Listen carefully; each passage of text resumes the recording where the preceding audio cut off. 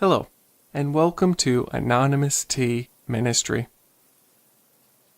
The process of seeking metaphysical and spiritual truth starts with self-knowledge. If we fail to recognize our true self, if we fail to acknowledge our internal reality, then of course we will not fully understand our external reality. If we do not know who we truly are, if we do not possess self-knowledge, then any other knowledge we think we may possess will be wasted.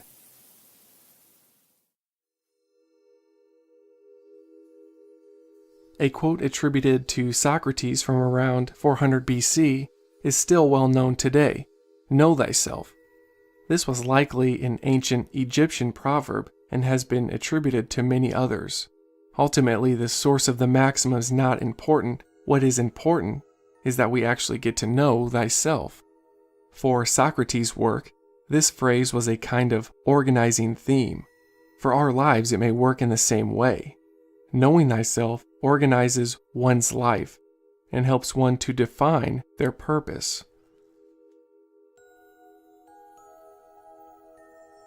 What we have called matter is energy whose vibration has been so lowered as to be perceptible to the senses. There is no matter. Albert Einstein. Our physical reality is the product of a form of conscious energy that is in a constant state of vibration. Conscious vibratory energy may be known as the self.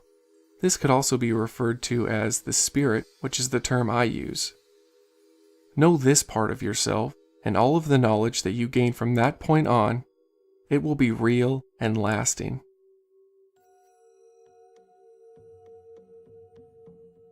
From the Gospel of Thomas, number 24, Jesus' disciples said, "Show us the place where you are, for we must seek it." He said to them, "Anyone with 2 ears had better listen. There is light within a person of light, and it shines on the whole world. If it does not shine, it is dark."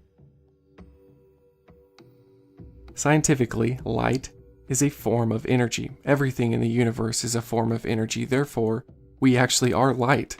Now later in the Gospel of Thomas, number 67, Jesus said, "Those who know all, but are lacking in themselves, are utterly lacking." Lacking in themselves is ignorance of the self and ignorance of our light. So how can a person not know thyself? Very simply, by thinking they are only the temporary physical form, and not realizing they are an eternal spirit.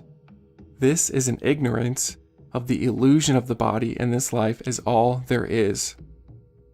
This ignorance will certainly leave you lacking and confused in the dark.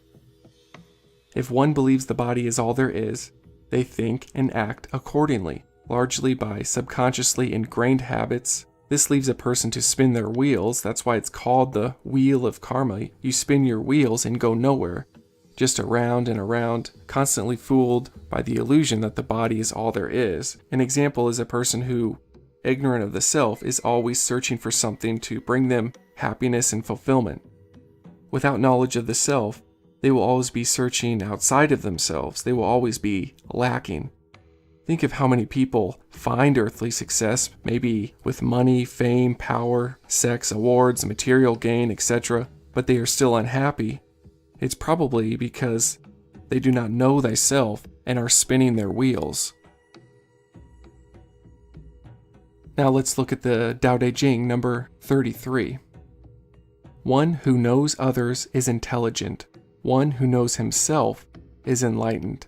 One who conquers others is strong. One who conquers himself is all-powerful.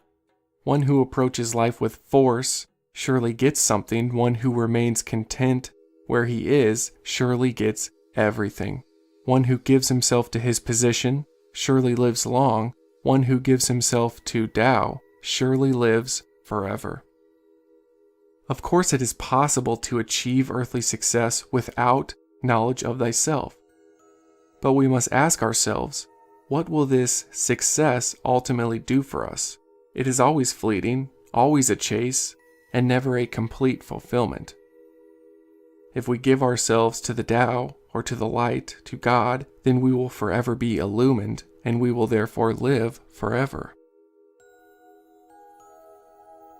When we get to know thyself, it becomes clear that there really are two selves, the physical and the spiritual. From the Upanishads, from the section Death as Teacher, verses 13 through 17, there are two selves, the separate ego and the indivisible Atman.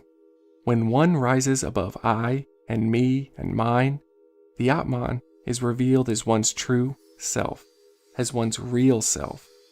When all desires that surge in the heart are renounced, the mortal becomes immortal. When all the knots that strangle the heart are loosened, the mortal becomes immortal. This sums up the teaching of the scriptures. From the heart there radiate 101 vital tracts. One of them rises to the crown of the head. This way leads to immortality, the others to death. The Lord of Love, not larger than the thumb, is ever enshrined in the hearts of all. Draw him clear out of the physical sheath, as one draws the stalk from the munja grass. Know thyself to be pure and immortal. Know thyself to be pure and immortal.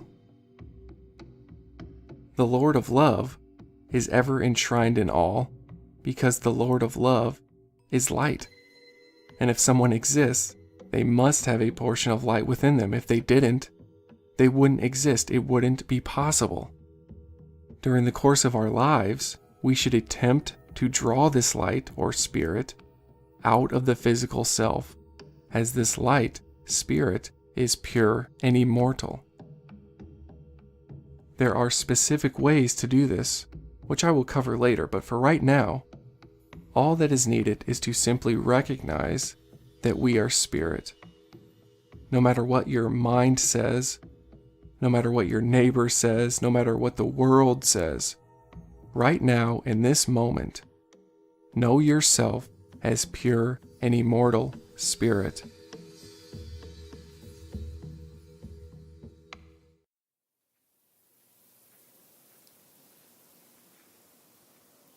That's it for self-knowledge. Please like, subscribe, and share. Thank you for watching.